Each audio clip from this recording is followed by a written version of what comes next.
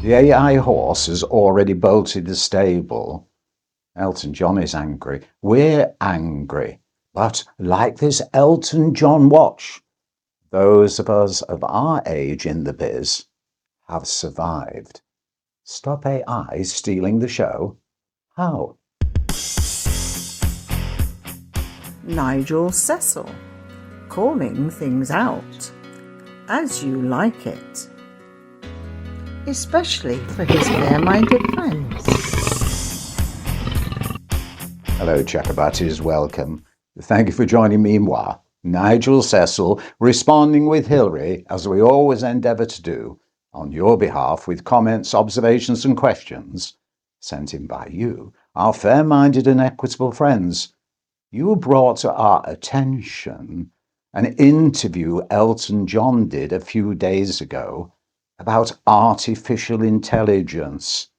And of course, regular viewers to this channel will know that over the past 2 years or so, we've mentioned many times in our videos our concerns on your behalf about artificial intelligence. So when Elton John says they're angry, we agree with them. But you see, we have survived in the biz. And so we can look back and think, well, what happened last time? Stop AI stealing the show, says Equity. But what show? Which show? Whose show? And where? The AI horse already appears to have bolted the stable. But we need to protect creatives. You see, have any of you considered, especially those in trade unions, workers? Workers generally manufacture things where the employer provides the resources. But creatives, we're all different. We're all unique. And guess what? Whilst there are those around us, the crews who provide the facilities, we are the resource. It's our talent, our creativity that enables the end product to be produced. The employer can't provide what we provide. We are unique, which is why when it comes to trade unions representing creatives, it becomes very difficult in some ways because that uniqueness has to be recognized. So where does it happen when we look at things? What show, which show, whose show? Well, is it your show? Is it my show? Is it their show? Are they all the same? And are there lessons to be learnt? Because we were data scrapes, weren't you? Some of you are saying, some 45 years ago. So when you look at the way new technology, new techniques develop and seem to threaten the employment of workers, are there lessons to be learned from 45 years ago? We're not being critical of trade unions because we were where we were then and things changed. So let's turn the clock back to Elton John time in the late 70s. You see, synthesizers came onto the market, and synthesizers were going to put everyone, all musicians, out of work. So you can understand the concerns of trade unions like the Musicians' Union, and in those days, there were closed shops. A trade union could agree with an employer that only members of their union could be employed to do a job. So when it came to the television companies, well, if you wanted to perform music, you had to be in the Musicians' Union. Understandable. If you've got that opportunity to have a closed shop agreement, why not? But then new technology came along in the form of synthesizers. And a presenter, well known in the northwest of England, Peter Baker, known to his pals as Pete, was a budding creative in music, but using synthesizers. So they came up with a track called It Happened Then. It Happened Then by Electronic Ensemble. Can we have a little snippet without breaching copyright, Hillary?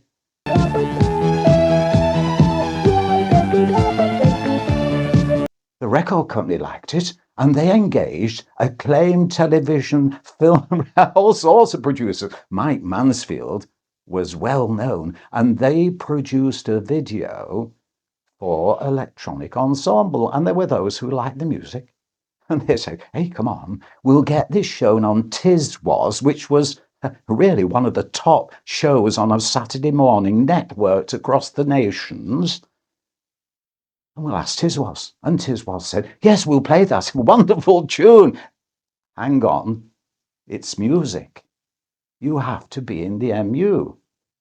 No, we've been to the MU, and the MU have said, we can't join because we're synthesized players. Yes, but it's music. I know, but surely you can play it because it is music, and the MU say we can't join.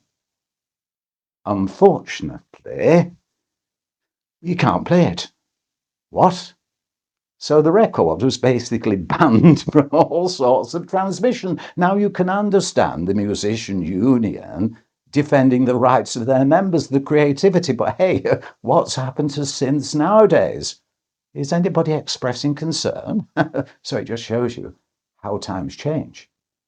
But then, of course, and this is where it comes to, what show, which show, and whose show, the riff from that track, and if you search the internet, you'll find the information, was apparently scraped, ripped off, and used in the Commodore 64 game Lazy Jones, and everybody heard it. And then, what was it? What were they called? Oh, Kerncraft 400 by Zombie Nation. Well, that features the riff.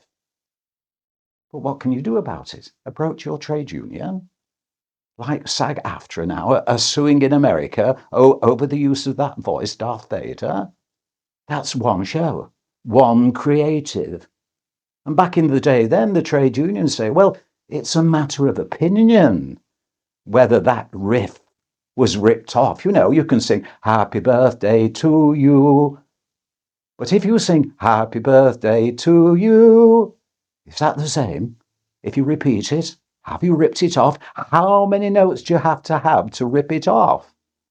And then it becomes, as we say, a matter of opinion. And who can afford to go to court, especially if the person whose data scraped it has done it in their bedroom on their own little equipment, and they've data scraped your information from AI and produced something. So it's all well and good trying to get, agreements with major companies, but to what end? Because someone else, just look at the internet now. There's images and voices here, there, and everywhere. And you could say, well, that's my voice. Prove it.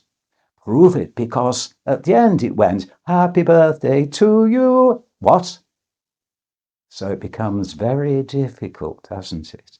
The AI horse has already bolted the stable. So we're hoping that Sag Aftra dispute will come to a resolve in a way that helps creatives.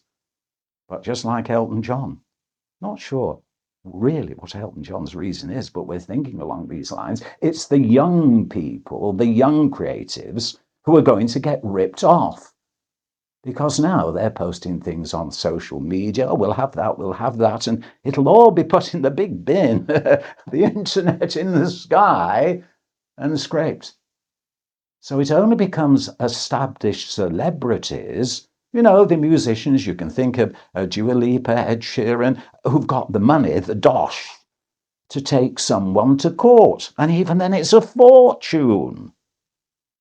So how may we protect the rights of creatives? We can get angry. And Elton John highlighted the point with a quote about soul. So when we mention the videos we've done over the past 2 years, realistically, no one's interested, because the public, they don't really care. As long as they're being entertained, what does it matter to them where it came from? But there is one crucial, important element. We just mentioned it. Elton John mentioned it. Soul. So the next video, we'll be following up with our idea, amongst our fair-minded and equitable friends, of what we should be doing to protect the soul, the live soul of creatives. so everyone knows what it's all about. Please join us. Stop AI stealing the show. What show, which show, whose show, where? Until the next time, I hope you'll send in your thoughts to this email address so we can include them in the video. To each and everyone, good art, good work, and in showbiz, better keep your fingers crossed. And in case you are wondering, the Elton John watch really has survived. Here's a video of the balance wheel ticking. If you're not already a member, join Equity, the trade union for professional actors, variety entertainers and other creatives across the United Kingdom. Please hit the subscribe button and join us again, because together every viewer helps. Thank you.